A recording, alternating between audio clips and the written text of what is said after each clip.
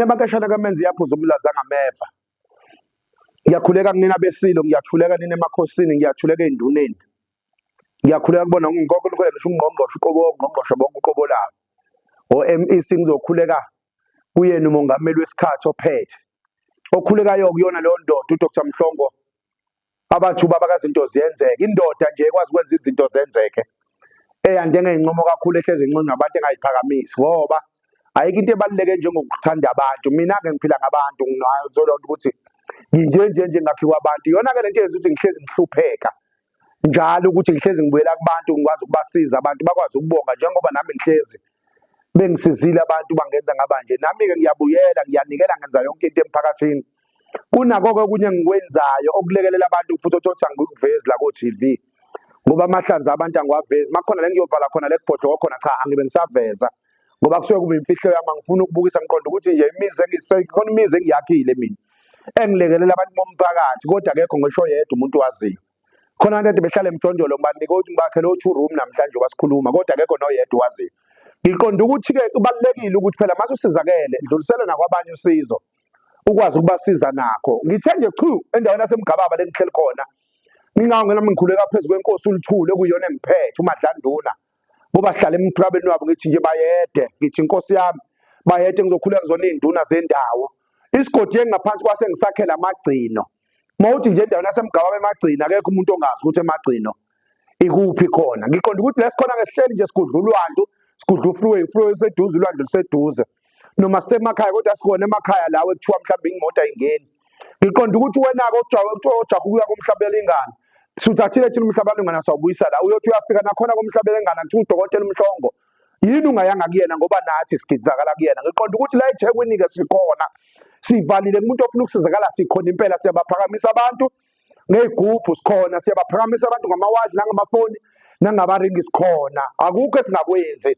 Kodwa ke kuya ngokuthi umuntu uhlushwa yini yena. Lo muntu oyozala kaMhlongo umuntu ohluphekile kuphela. Angihlezi ke mina ngiza ngizodlala kodwa njalo mengize kunina kuDr Mhlongo TV ngizokhuluma indawo enohlonze noma indaba ezinkulu ezimangalisayo ezosiza umphakathi. Ngicela uqale ngiqolise nje kulabantu abathathile ama products la kaMhlongo bangakwazi ukudeliverwa ngenxa yesikhathi. Ngicela ukunitshela ukuthi ibhizi bengibambile yiyo le yenza ukuthi kungasebenzeki ngicina ngiwakhipha nqa ngoba wonke lama products akhishwayo noma wonke lama products afakwa kophepha asuke ephuma ezandleni sami. Ayikho iproduct engizothi mina thunjumela abafana ukuthi abahambe bayoyenzela umuntu wonke ama products ufuna aqhamuke kumina ezandleni ngoba mina phela nginesandla esiphilisayo.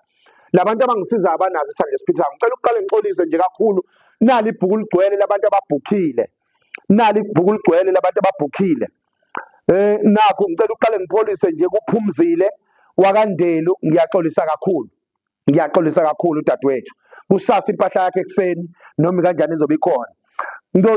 Ngizoxolisa kunokwazi imkhungo. Ngiyaxolisa kakhulu mawami. Ngiyakwazi uyakholela izithweni zakaMhlongo ukuthi ziyasiza. I-project yakho kusasa izoreporta ukuthi in 2 days to 3 days izobe seyikuwena. Ngizophilisiwe Hlophe Lungelo Myeza Ntuthuko Mthuli Amanda Shezi Thembela Mgaga. Ngiyaxolisa kakhulu bafethu ngicela ungabafundi bonke kodwa nje ngiqonda ukuthi nje kubona bonke ababhukile izinto lezi iproduct izofika kungekudala. Ngicela ukuxolisa kakhulu kusasa nje noma kanjani ngicela ungabafundi bonke naba abanye bagcwele abanye bangala kusukweni ngesigaba laba bangalabo odumba laba bangalana bafuna le product le esitho yokugeza ibhavu lakaMhlongo. Ngicela ukubeka lana ngixola uxoxa nani futhi la ekhaya sinebhodlela ethudumba kaSibungu. Le bhodlela lilekelela kakhulu umuntu othi mina nginenkinga yemizwa imizwa ivuki. Iprice yakhona only 1500 le product. Kukhona egcotshwayo kuzoba khona le only 1500 mawidinga iyathunyelwa. Mawithunyela senza kanje wena usinika icode yakaPhepha uyahamba ekaPhepha uyofuna icode yakhona. Mase siyayithatha icode yakhona sithenga lo plastic lo. Mase sikuthumela ngalo plastic lo. Nanka ama products abantu nje agcwele alinde ukuthi ahambe. Ama products lawa alabantu kade ngibasho osisanda Shezi wonke labantu kade ngibasho balinda ama products abo. Sizoba no number 2 ukuthi wena uzobuyela emsebenzini wena ozoya kuphi. Okay nayi legcotshwayo cela uqale ngikhombise uDumba kaSibumbi lo uhambisana nalo. nangu lokugcuzwa iprice yala kuba u3000 rand kuko kubili kodwa njengamanje sikwenza ngo1500 kuko kubili sukhanselile u1500 omunye ukubhekela ukuthi phela kuzodliwa ukwisimo sabantu baxakekile kodwa egcineni bayadinga lento ngoba imizi yobaba fanele ivuke izingane efuna itholakale kwandise isizwe ngikhuluma nawe kwena othi unenkinga yengane ingane ayitholi so uzuyathuka emzini so uzuyathukwa nawe baba thiwa unanza senze ngixabane nodwa nayo ke induku ezokulekelela kulo yonto leyo ukwazi ukuthola umntwana ukwazi ukuthi kube mnandi imizwa ibuye sizoba nale mshanguzo le sizoba neproduct nayo ihamba kanje ibambile kufike kube eyokugeza le nduku le mase kube yebhodo yokufutha le nduku le nduku isebenza kubantu kakhulu abathi nginamabhadi emsebenzini kuvalwe nje kade kukhulunywa ngingasho ngiqinisekise futhi ukuthi le nduku isiza abantu abathi thina sinawo amandla o7500 ozinto ziyenzeka asinawo amandla amawasho 15000 o 30000 kodwa sifuna into Dr Mhlongo elingene namandla ethu nayo ke induku le nduku nje only 2000 rand kuphela mase siyakuphosela yona 2000 rand mase siyakuphosela la kuyagezwa la kuyafuthwa makufuthwa isigqumo lesi kuba insuku ezu4 ugeza uyinsuku ezu4 mase uyafutha mase uyangitshela wena ukuthi wena ungaqashwanga ngeke uqashwe mase uyangitshela wena kuphelele umsebenzi ukuthi umsebenzi wakho ngeke ubuye mase uyangitshela wena uhamba amacala ukuthi icala ngeke liphele mase uyangitshela wena waliwayo ukuthi waliwa ngekuqedwe yini ngempela ukuthi wena uma wengane aqale phansi azoyincengela wena unkosikazi wakhe aqale phansi azoyincengela wona ngoba sikhuluma nje izinto esiphila kuzona nomhlaba esiphila kona usafana naqala eminye imindeni kuzodliwa ukwisimosi nje kuxatshwela ngenxa ukuthi abantu namabhadi omunye uzashawa imali ashawele wona amabhadi omunye uzagwazwe omunye adutshulwe azahambe mhlawumbe ngenxa yamabhadi nayo ke induku sehlele wena ike sigabeni sokuthi u2000 rand kuphela wena uthi awunawo amandla ukuthi uze kaMhlongo uzosebenza amabhava akhona lawo 3500 lawo 4500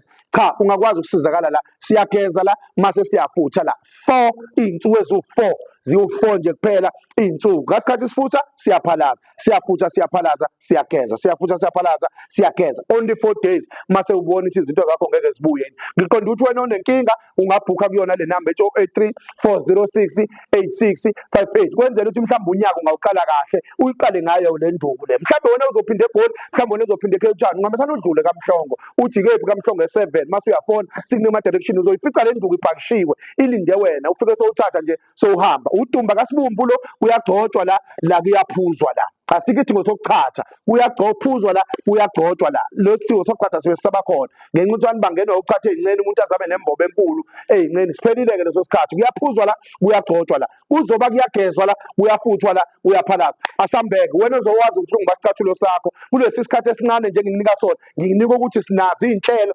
ezilekelela abantu kaMhlongo ukuthi sisebenzela abantu umthetho wethu makukhona into ebizayo siyabenzela abanye abantu into engabizi phela ngoba siyazi ukuthi imindeni ayifani khona abantu abangathatha entweni khona abantu abangashiyelanga amafa lo muntu ongashiyelanga eyifake thina simlekelela ngale ndlela elingene nayo le product le mawuzoyifikela kahle ingekho kulento esiyenzayo ukuthi sisiza abantu sokunika nje ngeprice yanele kuba yi5000 le product le ukuthi sokuqhumala kaMhlongo ngemasosha khona siqhumela kaMhlongo ebhodlela lakho kodwa wena mozoyithathela wena only 2000 rand ungafika udlule uyithathe ufone ulethelwe freeway ufone udeliverwe yona kodwa wena mohlala eduze ufone futhi mase uyoyilanda kodwa kokudeliver ngicela ukukuvala ngenxa ukuthi uyazi bazokhala bathi sidilivele ngendawo ukuthi asidelive inhlobo nje kuphela wena onenkinga wena wazi ubuhlungu besicathulo akuphinde kokugcina siyagcoba la usibudumba kaSibumbu siyaphuza la udumba kaSibumbu siyageza la siyafutha asibonane kokulandelayo wena uzofona uthi Mhlongo ngicela udumba kaSibumbu sengiyazi ukunika uthule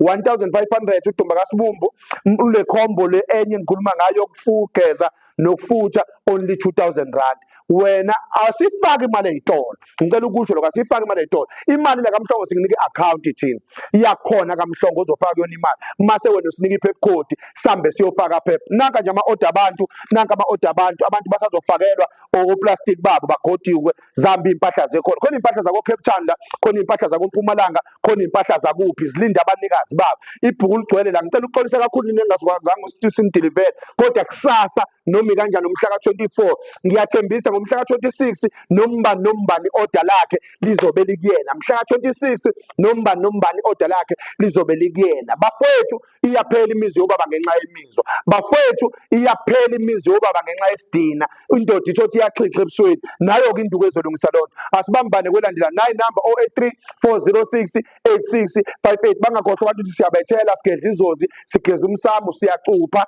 size sicuphe ngisho unkosikazi. Uma uthi unkosikazi wakho awumboni kahle, iza simcuphe phela, ungathi usebenza inkolo uzosika imishini ngoba ushaya uvalo uthi usukuthi unkosikazi awumazi uphila kanjani ekhaya. Siyaphakamisa, siyathwalisa wena ofuna ukuthwala, kuya ngawe ukuthi isiphi isigwaba ofuna ukusenza khona. 083 406 8658. Asibambane khona kwelandela. Bye bye.